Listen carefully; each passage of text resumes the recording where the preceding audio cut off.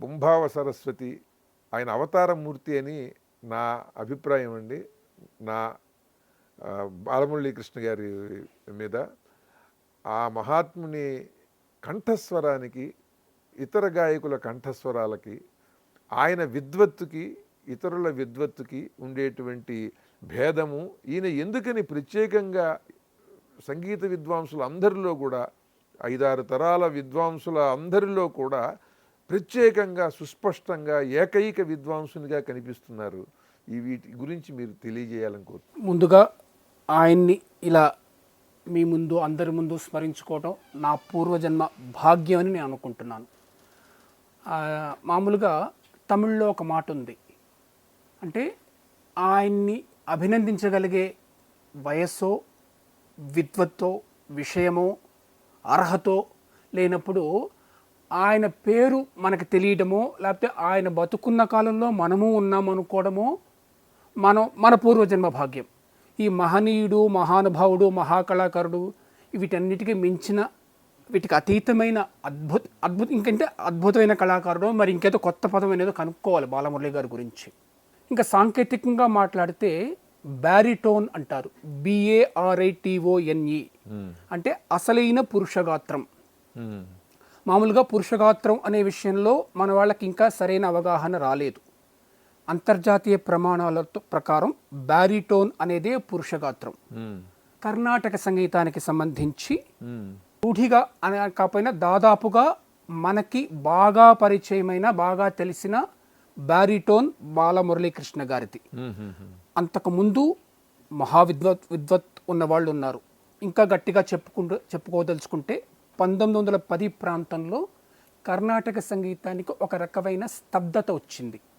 సమాజంలో దానికి కొంచెం విలువ తగ్గిపోయింది. అంటే త్యాగయ్య, ముత్తుస్వామి దీక్షితర్, లేకపోతే శ్యామశాస్త్రి వీళ్ళ దశ తర్వాత. ఒక్క నిమిషం అండి, బ్యారిటోన్ అన్నారు కదా, పురుషగాత్రం అంటే కంఠస్వరానికి సంబంధించిందే, అది రాగ ప్రకటనకి సంబంధించి? కంఠస్వరానికి సంబంధించింది. అంటే మనం ఆ గాత్రం జాతి అనుకోవచ్చు, అంటే ఆ గాత్రం తీరు అనుకోవచ్చు. అంటే హెవీ బేస్ వర్గీకరణ అంటే బేస్ వాయిస్ అంటాం, అంటే కింద మంద్ర స్థాయిలో అనుకోవచ్చు. ఆ మంద్రస్థాయి మామూలుగా పురుషగాత్రం బ్యారిటోనే, అంటే అది వ్యాకరణబద్ధంగా మన సాంకేతికంగా చూసుకుంటే. ఇప్పుడు మనకి ఎస్వి రంగారావు గారి గాత్రం అది బ్యారిటోన్, ఎన్టీ రామారావు గారి గాత్రం బ్యారిటోన్, పృథ్వీరాజ్ కపూర్ హిందీలో ఆయన బ్యారిటోన్. ఇలాగా అసలైన పురుషగాత్రం బ్యారిటోన్ అనుకోవాలి. అంటే స్థాయి ఎదుగుతున్న, పైకి వెళుతున్న కొద్దీ అది టెనార్ అయిపోతుంది, టెనార్ పైనకి వెళ్ళిపోతే స్త్రీ గాత్రం అయిపోతుంది. ఇప్పుడు పరమ లలితంగా ఉండేటువంటి కోమల స్వరాలతో ఉన్నటువంటి పాట పాడినప్పుడు కూడా మరి చాలా లాలిత్యం కనిపిస్తుంది కంఠస్వరంలో. ఆయన భావంలో తెచ్చుకుంటారు, అది దాన్ని ఇంటోన్ చేస్తారు, ఇంటోనేషన్ అంటాం దాన్ని మనం. అంటే ఆయన స్వతసిద్ధంగా, ఇప్పుడు మన మొహం ఇలా ఉంటుంది అనుకోండి, కోల మొహం, గుండ్రటి మొహం అని ఆ తీరులో చెప్తున్నాను. ఆయనది బ్యారిటోన్. ఇది కర్ణాటక సంగీతంలో బ్యారిటోన్ రావడం ఆయనతోనే మొదలైందని అనుకుంటున్నాను, అంటే నా పరిధి ఉన్నంత వరకు. అంతకు ముందు వాళ్ళు ఇంత వాయిస్ ఉన్నంత మాత్రాన అది బ్యారిటోన్ అంటానికి లేదా? కదా, వాయిస్ ఉంటే బ్యారిటోనే. 100 కిలోలు ఉంటే అది 100 కిలోలే. ఆ 100 కిలోల వ్యక్తి అందంగా ఉన్నాడా, ఆ 100 కిలోలతో వ్యక్తం అవుతున్నదా లేదా స్వరం అనేది? అంటే భారీ ఖాయం అంటాం కదా మనం, అతను ఆజానుబాహుడండి అంటాం. అట్లాగా ఆ తీరులో చెప్తున్నాను, సాంకేతికంగా చెప్తున్నాను. పురుషగాత్రం అయింది. ఇప్పుడు ఇందాక మనం అనుకున్నట్టుగా 1910 ప్రాంతంలో కర్ణాటక సంగీతానికి ఒక పతనావస్థ అనే చెప్పొచ్చు. ఆ స్థితిలో అంటే తగ్గుముఖం పట్టింది. ఆ స్థితిలో అంటే ఒక 5గురు తమ అద్భుతమైన మేధతో కర్ణాటక సంగీతానికి, అంటే వాళ్ళు పంచప్రాణలై కర్ణాటక సంగీతానికి జీవితాన్ని ఇచ్చారు. మహారాజపురం విశ్వనాథ అయ్యర్, చెంబై వైద్యనాథ భాగవతర్, సెమ్మంగుడి శ్రీనివాస్ అయ్యర్, అరియక్కుడి రామానుజ అయ్యంగార్. ఈయన అసలు కచేరీలు మనం ఉంటున్న ఈ రూపంలో కచేరీలకి ఈయన ఆది పురుషుడు. తరువాత జిఎన్ బాలసుబ్రమణ్యన్, వీళ్ళు మళ్ళా కర్ణాటక సంగీతానికి కొత్త జీవితాన్ని ఇచ్చారు. వీళ్ళు పంచప్రాణాలై కొత్త జీవితాన్ని ఇచ్చారు. కొత్త శైలులతో వాళ్ళు మళ్ళీ ఒక రక పతన స్థితి నుంచి మళ్ళా జనం మధ్యలోకి తీసుకొచ్చారు. వీళ్ళ 5గురు అద్భుతమైన మేధావులు. ఈ దశ తర్వాత కర్ణాటక సంగీతంలో పెను విప్లవం బాలమురళీకృష్ణ. పెను విప్లవం ఒక వెల్లువ ఆయన. ఎప్పుడైతే వాళ్ళు మళ్ళీ కొత్త జీవితం ఇచ్చారో దాన్ని వెల్లువ చేసేసాడు ఈయన. అంటే సామాన్యుడికి అంటే ముందు కీర్తన పాడటం, కృతి పాడటం, ఒక రకమైన జిడ్డు, అంటే అది సరైన పదం కాకపోవచ్చు, అంటే అర్థం కావచ్చు, ఆ జిడ్డుని తీసేసాడు సాహిత్యం నుంచి ఆయన. అనవసరమైన తీసేసాడు. ఇప్పుడు రామ కనవేమిరా అంటే ఎవరికి అర్థం అవ్వదు, జనాలు పారిపోయారు. నేను ఏం చేశాడు, ఆ సాహిత్యాన్ని నేను అర్థం చేసుకున్నాడు. రామ కనవేమిరా అనేది ఒక శ్రోతకు అర్థమయ్యేట్టుగా ఆయన చెప్పాడు. అది ఆయన చేసిన పెను విప్లవం.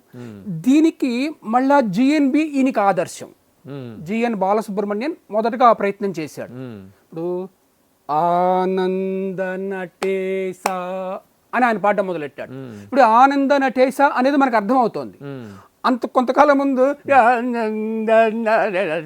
ఎవరికి అర్థమయ్యేది కాదు. అంటే ఈ జిఎన్ బాలసుబ్రహ్మణ్యన్ ప్రభావం బాలమురళి మీద బాగా ఉండేది. కొన్ని కచేరీల్లో అంటే బాలమురళి గారు ఆయన యవ్వన ప్రాయంలో అంటే 19-20 ఏళ్ల ప్రాయంలో జిఎన్బిని మక్కి అనుకరిస్తూ పాడిన కచేరీలు కూడా ఉన్నాయి. అందరికీ తెలిసింది, నెట్లో కూడా దొరుకుతుంది అది. ఆయన అంటే అందరికి సోషల్ మీడియాలో వచ్చింది అది. అయితే ఈయన ఏం చేశారంటే వీళ్ళ 5గురికి లేని మేధ ఈయనలో ఉండేది. ఈయనలో ఒక విపరీతమైన సృజనాత్మకత ఉండేది. ఆ భావాన్ని సరిగ్గా పట్టుకోవటం, అంటే ఆయనకి ఆ వెల్లువలాగా పొంగుతుంది ఆయనకి. ఆ వెల్లువ వెళ్ళిపోయింది అంతర్జాతీయ, అంటే జాతీయ అంతర్జాతీయ స్థాయికి వెళ్ళిపోయింది అది చిన్నతనం. అసలు ఇంకా ఆయన రావటం వచ్చేసింది. ఆయనకు 20 ఏళ్ళకి ఆయనకి ఎక్కడికో వెళ్ళిపోయారు. మొత్తం దేశం వ్యాప్తమే కాదు, అంతర్జాతీయంగా కూడా మనం దక్షిణ భారతం వైపు తిరిగి చూసే స్థితికి తీసుకొచ్చారు ఆయన. మనకు ఒక దశలో ఉత్తరాది వాళ్లే శాస్త్రీయ సంగీత గాయకులు అనే స్థితి ఉండేది. ఆమీర్ ఖాన్ కానివ్వండి, లేకపోతే ఇలా టుమ్రీలు పాడిన బడే గులాం అలీ ఖాన్ కానివ్వండి, లేకపోతే ఇలా ఒక్కొక్కళ్ళుగా వాళ్ళకి ఘరానాలు అని ఉంటాయి, కిరాణా ఘరానా, పాటియాలా ఘరానా అని. అంటే దక్షిణాదిలో ఎవరూ లేరు అనుకునే స్థితి వచ్చేసింది. అక్కడి నుంచి మొత్తం ఆయన కదిలించేశాడు. మేము ఇక్కడ ఉన్నాం చూసుకోండి అని. ఈయన జుగల్బందీలు కూడా చేసేవారు, గొప్పగా చేసేవారు. భీమ్సేన్ జోషి, అజయ్ చక్రవర్తి వాళ్ళందరితో. భీమ్సేన్ జోషి, పండిట్ జస్రాజ్, కిషోరి అమోన్కర్, ఒక్కళ్ళు కాదు, నా పక్కన కూర్చో, నువ్వా నేను చూసుకుందాం.